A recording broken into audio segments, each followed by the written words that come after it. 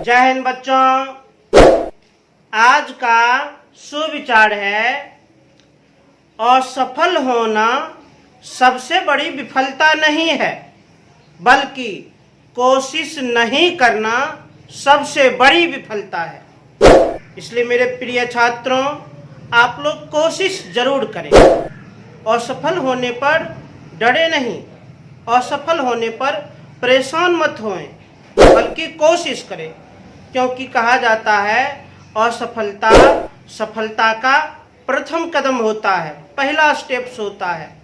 यदि आप असफल हो रहे हैं तो इसका अर्थ यह है कि आगे सफलता प्राप्त करने की गारंटी है, परंतु कब?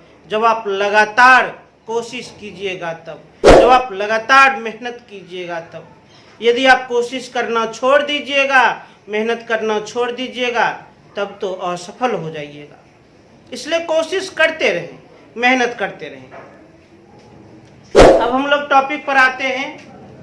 पिछले चैप्टर में एक्सरसाइज 1.2 का सॉल्यूशन पूरा एक्सप्लेनेशन के साथ हम बता दिए। आज हम एक्सरसाइज 1.3 का थ्योरी और डेफिनेशंस देते हैं। एक्सरसाइज 1.3 में अपरिमेय संख्या का प्रूविंग देना है। एक्सरसाइज 1.3 में अपरिमेय संख्या का प्रूविंग देना है। थोड़ा ध्यान से विचार किया जाए। एक्सरसाइज 1.3 में अपरिमेय संख्या को सिद्ध करना है। सिद्ध करने के लिए कुछ विशेष नियम का पालन करते हैं, कुछ विशेष रूल का पालन करते हैं। उस रूल को देखा जाए, समझा जाए। उस रूल को देखते हैं। सबसे पहले अपरिमेय संख्या किसे कहते हैं, ये तो आप लोग भली भांति जानते हैं। अपरिमेय संख्या, जिसको अंग्रेजी में हम क्या कहते हैं? Irrational number. Irrational number. तो अपरिमेय संख्या किसे कहते हैं? वैसी संख्या जिसे P/Q के रूप में नहीं लिखा जा सके, उसे अपरिमेय संख्या कहते हैं। अपरिमेय संख्या का परिभाषा: वैसी संख्या जिसे P/Q के रूप में नहीं लिखा जा सके,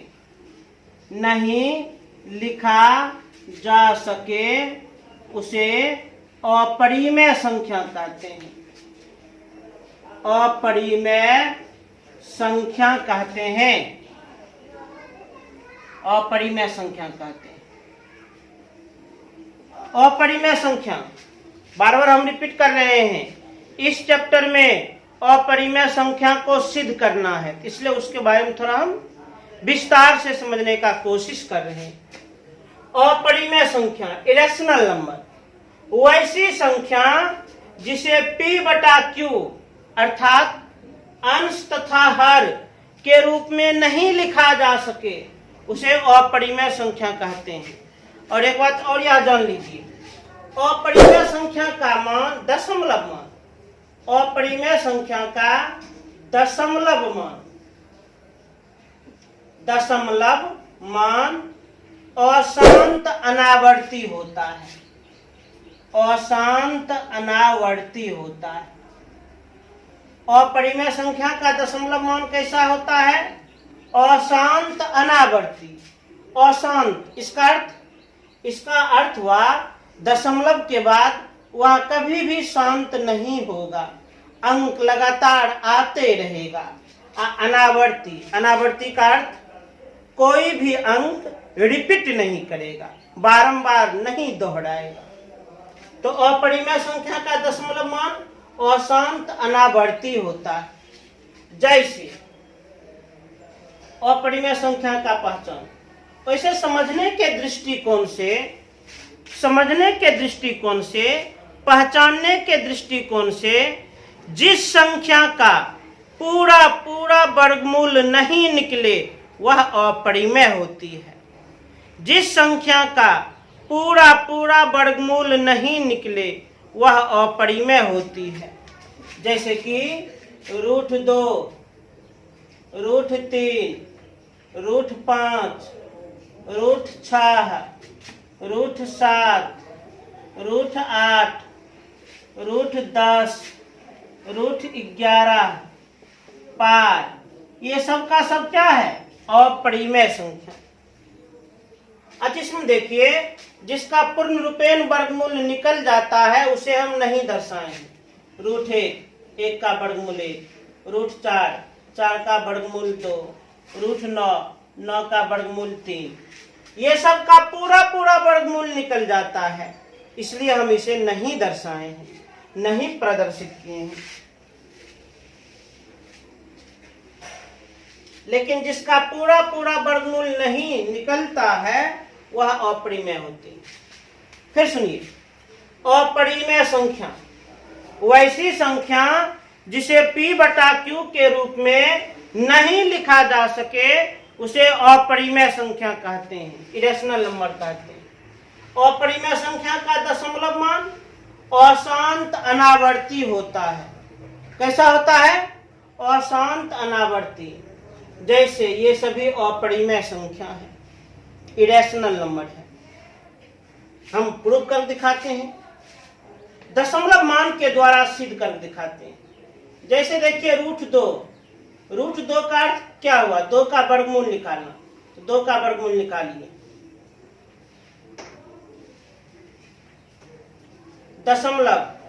दशमलव के बाद हम यदि कितना भी शून्य ले लें कोई प्रभाव नहीं पड़ता है, कोई प्रभाव नहीं पड़ता है।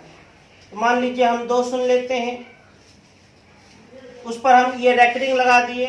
रेकरिंग लगाने का अर्थ है कि यह शून्य बारंबार आते रहेगा। अरे भाई आप लोग भी ध्यान दीजिए, 2 दशमलव के बाद हम अपना मन से कितना भी शून्य क्यों ना ले, उसके मान में किसी भी प्रकार की वृद्धि या कमी नहीं होगी, किसी भी प्रकार की वृद्धि या कमी नहीं होगी। तो इसी बात को ध्यान में रखते हुए हम यहाँ पर क्या किए हैं? 2 का वर्गमूल ज्ञात कर रहे हैं। 2 दशमलव बाद में शून्य ले लिए जितना मन। अब वर्गमूल 2 है, 1 इकाई 1, 1 यहाँ भी लिख दिए। 2 में 1 घटेगा 1, 1 + 1 2। दशमलव उतरना चाहिए तो डायरेक्ट यहीं उतार देते हैं। अब जब भी उतरेगा तो 00 उतारिए ना। अब क्या बार में? 4 बार में 24 चौक 96, 4 यहाँ लिख दिए। तो 10 में 6 घटाएंगे 4, कट गया 24 + 4 28। दशमलव तो हम दिए हुए हैं, 2 शून्य तो उतार सकते हैं क्योंकि यहाँ पर शून्य का कोई कमी ही नहीं है, ये जिंदगी भर शून्य आते रहे। हाँ, अब कितना बार में? 1 बार में। 1 यहाँ भी लिख दिए। 281, 200 यहाँ पर 82। हाँ, पुनः हम शून्य उतार सकते हैं। अब क्या बार में? दिमाग लगाया जाए। 4 बार, 4 बार में लग ही जाएगा। 4 चौक 16, 6 हाथ में 1, 4 दूना 8 है 9, 8 चौक 32, 2 हाथ में 3, 4 दूना 8, 8 3 11,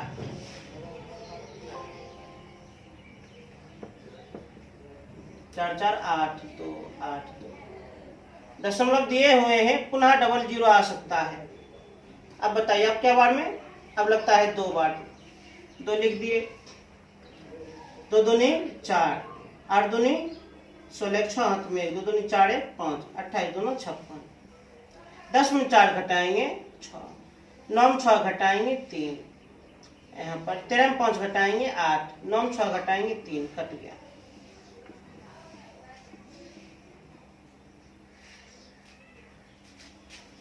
इसी प्रकार दशमलव दिए हैं, दुख सुन हो जाएगा। आप लोग एक सेंस निकालें। यहाँ पर ध्यान से देखिए, 00 का आना बंद हो रहा है, 00 का आना बंद नहीं हो रहा है। जब 00 का आना बंद नहीं हो रहा है तो उसके रिस्पेक्ट में यहाँ अंक भी आना नहीं रुक रहा है। यहाँ पर 00 का आना बंद नहीं हो रहा है, इसके रिस्पेक्ट में यहाँ अंक आना भी बंद नहीं हो रहा है, अर्थात यहाँ भी कोई ना कोई अंक आ ही रहा है, अर्थात ये हो गया अशांत, ये हो गया नॉन टर्मिनेटिंग, ये अशांत हो गया। इसको देखें, और एक बात और ध्यान दीजिए, अशांत हो गया साथ ही साथ अनावर्त भी है, रिपीट भी नहीं कर रहा है। क्या दशमलव के बाद केवल 4 ही है? क्या दशमलव बाद 41 41 41 आ रहा है? क्या दशमलव बाद 414 414 आ रहा है?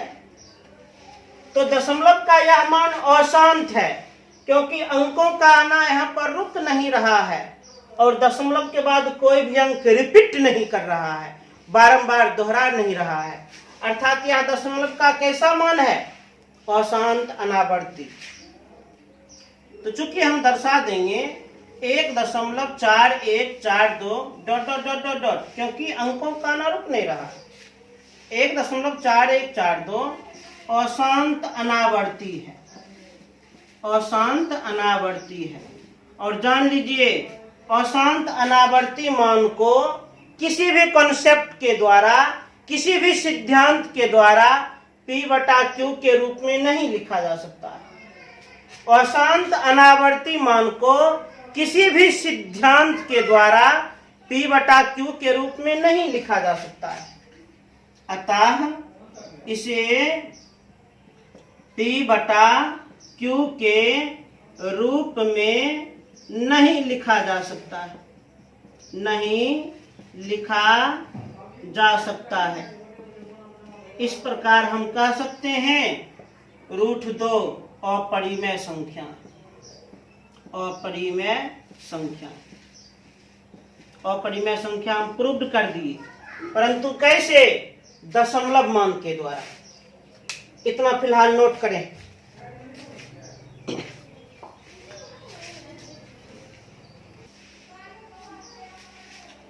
ध्यान दीजिए, अभी हम अपरिमेय संख्या का परिभाषा दिए, वैसी संख्या जिसे P/Q के रूप में नहीं लिखा जा सके उसे अपरिमेय संख्या कहते हैं।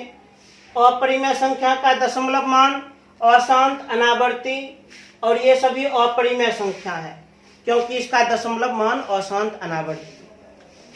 अपरिमेय संख्या को हम प्रूव्ड भी किए हैं, कैसे?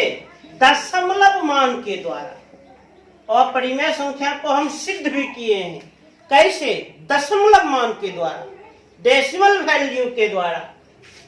तो √2 का हम वर्गमूल ज्ञात किए, तो उसका दशमलव मान अशांत अनावर्ती है। अशांत अनावर्ती मान को हम P/Q के रूप में नहीं लिख सकते हैं, अतः √2 अपरिमेय संख्या है। तो अभी हम अपरिमेय संख्या को प्रूव किए हैं, कैसे? दशमलव मान के द्वारा। परंतु ध्यान रखें, परीक्षा में दशमलव मान के द्वारा प्रूव नहीं करना है, परीक्षा में अन्य कॉन्सेप्ट के द्वारा सिद्ध करना है, अन्य सिद्धांत के द्वारा सिद्ध करना है, दूसरे नियम के द्वारा सिद्ध करना है, दशमलव मान के द्वारा नहीं। इसलिए दूसरा नियम भी हम बता देते हैं, ये नियम भी आप लोग जान चुके हैं। एकदम ध्यान से देखिए बहादुर, और एक बात गौर कीजिए, किसी भी एक्सरसाइज में हम 2 क्लास ले रहे हैं। एक क्लास में उसका हम कॉन्सेप्ट दे रहे हैं, उसका हम थ्योरी दे रहे हैं, परिभाषा दे रहे हैं, और दूसरे क्लास में संपूर्ण चैप्टर का हम फुल एक्सप्लेनेशन के साथ सॉल्यूशन दे रहे हैं। एक्सरसाइज 1.3, इसमें विशेष रूप से अपरिमेय संख्या को सिद्ध करना है। अब हम थोड़ा कहानी को आगे बढ़ाते हैं। अपरिमेय संख्या को सिद्ध करने के लिए जिस विशेष नियम का पालन करेंगे उसको समझिए। ध्यान दीजिएगा, परिमेय संख्या को सह अभाज्य संख्या में बदलना। परिमेय संख्या को सह अभाज्य संख्या में बदलना, सह अभाज्य संख्या में बदलना। थोड़ा आप इस कॉन्सेप्ट को ध्यान से समझ लिया जाए। परिमेय संख्या वैसी संख्या जिसे p बटा q के रूप में लिखा जा सके परंतु q शून्य के बराबर ना हो, उसे परिमेय संख्या कहते हैं। असहअभाज्य संख्या को प्राइम नंबर, संख्याओं का वैसा युग्म, संख्याओं का वैसा जोड़ा जिसका महत्तम समापवर्तक एक हो, उसी युग्म को, उसी जोड़ा को सहअभाज्य संख्या कहते हैं। तो पॉइंट है, परिमेय संख्या को सहअभाज्य संख्या में किस प्रकार बदला जाता है? अरे भाई, परिमेय संख्या को सहअभाज्य संख्या में कैसे बदलते हैं? एग्जाम्पल से देखिए। जैसे यहाँ पर हम लेते हैं 9 और 15, ये परिमेय संख्या है। क्यों? वैसी संख्या जिसे p बटा q के रूप में लिखा जा सके और q 0 के बराबर ना हो, उसे परिमेय संख्या कहते हैं। ध्यान दें, ये परिमेय तो है परंतु इसका अंश और हर सहअभाज्य नहीं है। कैसे? सहअभाज्य उसी समय होगा जब महत्तम समापवर्तक एक होगा। ये दोनों का मौसा निकालिए, भागे विधि से निकाल लेते हैं। अब ध्यान से देख लीजिए, इसका महत्तम समापवर्तक कितना आया है? 3, अर्थात सहअभाज्य नहीं। 9/15 परिमेय संख्या है, सहअभाज्य नहीं। तो परिमेय संख्या को सहअभाज्य संख्या में कैसे बदलते हैं? उपाय है, उपाय है। क्या उपाय है? तो परिमेय संख्या को सहअभाज्य संख्या में बदलना हो तो अंश का अभाज्य गुणनखंड कर लीजिए, हर का भी अभाज्य गुणनखंड कर लीजिए। अंश और हर में जो कॉमन है, जो उभयनिष्ठ है, उसे काट दीजिए। उसके बाद जो नई संख्या प्राप्त होगी, जो नई संख्या प्राप्त होगी, उसका अंश और हर सहअभाज्य होगी। क्यों? क्योंकि अब 3 और 5 का महत्तम समापवर्तक निकालिएगा तो 1 आ जाएगा। निकाल कर देखिए ना, 3 इकाई 3, 2 इकाई 2, 1 2 2, महत्तम समापवर्तक कितना? 1 आ गया, 1 आ गया भाई। तो परिमेय संख्या को सहअभाज्य संख्या में किस प्रकार बदलते हैं? तो नियम बता दिए। परिमेय संख्या के अंश और हर का अभाज्य गुणनखंड कर लीजिए। उस अभाज्य गुणनखंड में यदि कुछ कॉमन मिल जाए, उभयनिष्ठ मिल जाए, तो उसे काट दीजिए। तो जो नई संख्या प्राप्त होगी न, जो नई संख्या प्राप्त होगी, उसका अंश और हर सहअभाज्य होगी, क्योंकि महत्तम समापवर्तक 1 होगा। एक और एग्जांपल देखा जाए। जैसे एक और एग्जांपल लेते हैं, 20 और 28, 20/28। 20/28 अभी परिमेय संख्या है। क्यों? परिभाषा के अनुसार अंश और हर में है और हर 0 के बराबर नहीं है। परंतु 20 और 28 सहअभाज्य नहीं है, क्योंकि ये दोनों का महत्तम समापवर्तक 1 नहीं है। परिमेय संख्या है, नो डाउट परिमेय संख्या है। अच्छा, इस परिमेय संख्या को सहअभाज्य में बदलना है, आराम से बदल देंगे। तो परिमेय संख्या को सहअभाज्य में बदलने के लिए अंश और हर का अभाज्य गुणनखंड करें। अंश में 20 का अभाज्य गुणनखंड 2 दूना 4 5 20। हर में 28 का अभाज्य गुणनखंड 2 दूनी 4 4 7 28। परिमेय संख्या को सहअभाज्य में बदलना हो मेरे प्रिय छात्रों, तो अंश और हर उसका अभाज्य गुणनखंड कर लीजिए और उस अभाज्य गुणनखंड में जो कॉमन मिले, जो उभयनिष्ठ मिले, उसे काट दीजिए। और जो नई संख्या प्राप्त होगी गारंटी के साथ, वह नई संख्या निश्चित रूप से क्या होगी? सहअभाज्य। अब 5 और 7 क्या है? सहअभाज्य है, क्योंकि महत्तम समापवर्तक 1। तो इस प्रकार इस 2 एग्जाम्पल के द्वारा हम ये जान चुके हैं, समझ चुके हैं कि परिमेय संख्या को सह अभाज्य संख्या में किस प्रकार बदला जाता है, इसलिए लिख देते हैं। परिमेय संख्या को सह अभाज्य में बदलने के लिए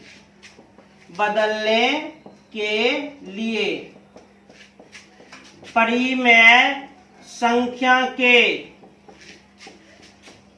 अंश तथा हर का अभाज्य गुणनखंड करें।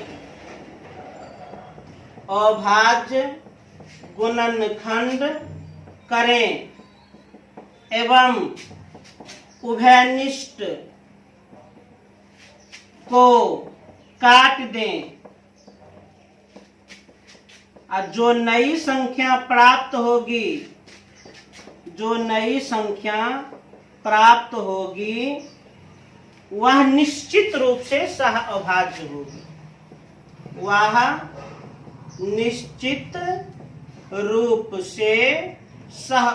होगी। तेजी से नोट कर लें,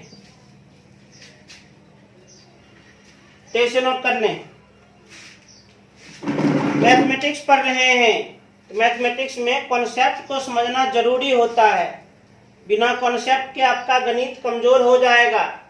इसलिए मेरे बहादुर छात्र कॉन्सेप्ट पर विशेष ध्यान दें। तो अभी तो हम समझा दिए परिमेय संख्या को सहअभाज्य में कैसे बदलते हैं।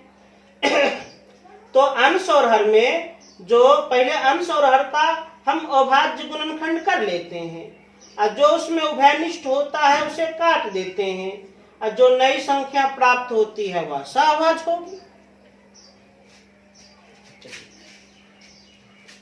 इसे उतार लिए। अब आगे ध्यान दिया जाए।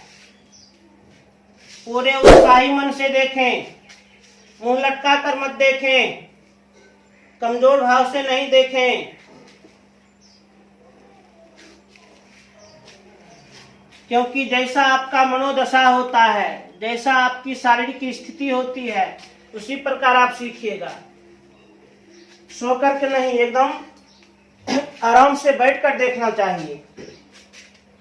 एक और टॉपिक आप समझा जाए। एक विशेष प्रकार का परिमेय है। यदि P A² को विभाजित करता है तो P A को विभाजित करेगा, इसलिए P A का गुणनखंड होगा। एक और परिमेय है। यदि कोई संख्या यदि P A² को विभाजित करता है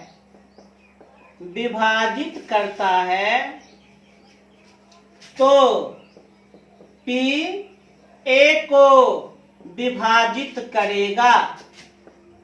विभाजित करेगा, इसलिए P A का गुणनखंड होगा।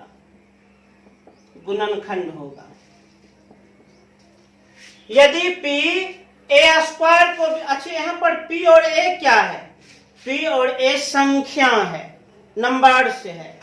P और A क्या है? कुछ और चीज ना है, कुछ अदर चीज नहीं, संख्या है, संख्या। यदि P A² को विभाजित करता है तो P A को विभाजित करेगा, इसलिए P A का क्या होगा? गुणनखंड होगा। इस बात को एग्जाम्पल के द्वारा समझिए, उदाहरण के द्वारा समझिए एकदम ध्यान से। दो निश्चित रूप से 32 को विभाजित कर सकता है। 2 32 को विभाजित कर सकता है 16 बार में, सब आदमी जानते हैं। 2 32 को विभाजित कर सकता है। अब इसी देखिए हम लिखते हैं 2 32 को लिखेंगे 2 पर पावर 5, 2 गुना 2 गुना 2 गुना 2 गुना 2, 2 दूनी 4, 4 दूनी 8, 8 दूनी 16, 16 दूनी 32। अरे भाई 2 32 को विभाजित कर सकता है। 32 को लिखे हैं 2 पर पावर 5, 2 पर पावर 5 को विभाजित कर सकता है, इसलिए 2 इस 2 को भी विभाजित करेगा। अर्थात अच्छा, गुणनखंड, किसी संख्या का गुणनखंड वही होता है जो दिए गए संख्या को पूरा पूरा विभाजित कर दे। चूंकि 2 इस 2 को विभाजित करेगा, इसलिए 2 इस 2 का क्या होगा? गुणनखंड होगा। और एग्जांपल देखिए, और एग्जांपल देखा जाए। जैसे 3 जो है 9 पर पावर 2, 9 पर पावर 2 मतलब 81। 3 81 को विभाजित करता है। 9 गुना 9 81 होता है। 3 81 को विभाजित करेगा। 3 9 पर पावर 2 को विभाजित करेगा, इसलिए 3 9 को भी विभाजित करेगा। चूंकि 3 9 को विभाजित करेगा, 3 इस 9 का क्या होगा? गुणनखंड होगा। और देखिए एक और एग्जांपल आपको हम देते हैं, एक और उदाहरण देते हैं। 2 जो है यह 64 को विभाजित करता है। 32 बार में 2 64 को विभाजित करता है। 64 को हम लिख सकते हैं 8 का वर्ग। 2 8 के वर्ग को विभाजित करता है। 2 8 के वर्ग को विभाजित करता है, इसलिए 2 निश्चित रूप से 8 को विभाजित करेगा। 2 निश्चित रूप से 8 को विभाजित करेगा। और 2 8 को विभाजित करेगा, इसलिए 2 इस 8 का क्या होगा? गुणनखंड होगा। गुणनखंड होगा। तो अभी हम एक प्रमेय क्या समझा दिए? यदि p a स्क्वायर को विभाजित करता है तो p a को विभाजित करेगा, इसलिए p a का क्या होगा? गुणनखंड होगा। कुछ एग्जांपल से हम स्पष्ट भी कर दिए। एक और एग्जांपल देख ही लिया जाए। 5 जो है यह 625 को विभाजित कर सकता है पूरा पूरा। 625 को हम क्या लिख सकते हैं? 25 का वर्ग। 25 गुना 25 625 होता है। चूंकि 5 25 के वर्ग को विभाजित करता है, 5 25 के वर्ग को विभाजित करता है, इसलिए 5 25 को भी विभाजित करेगा। 5 25 को विभाजित करेगा, 5 इस 25 का क्या होगा? गुणनखंड होगा। तो ये कॉन्सेप्ट भी क्लियर, तेजी से नोट करें।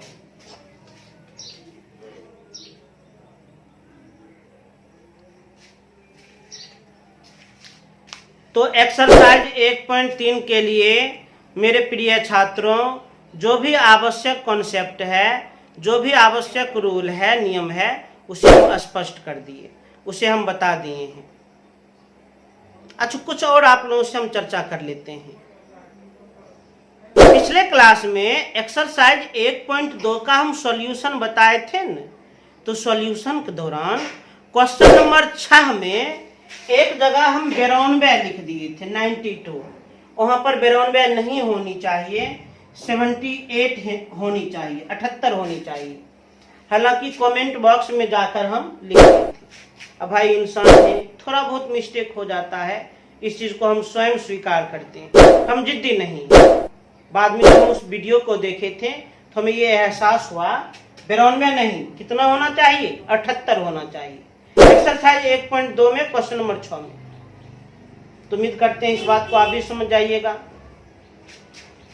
इसका अर्थ यह नहीं है कि हम गलत पढ़ा रहे हैं, थोड़ा मिस्टेक से बस भूल बस होना चाहिए। 78 लिख दिए हम 92। इस चीज को आप सुधार कर लेना। और मन में ये भी आप लोग का चल रहा होगा, 1-2 दिन से सर क्लास क्यों नहीं ले रहे थे?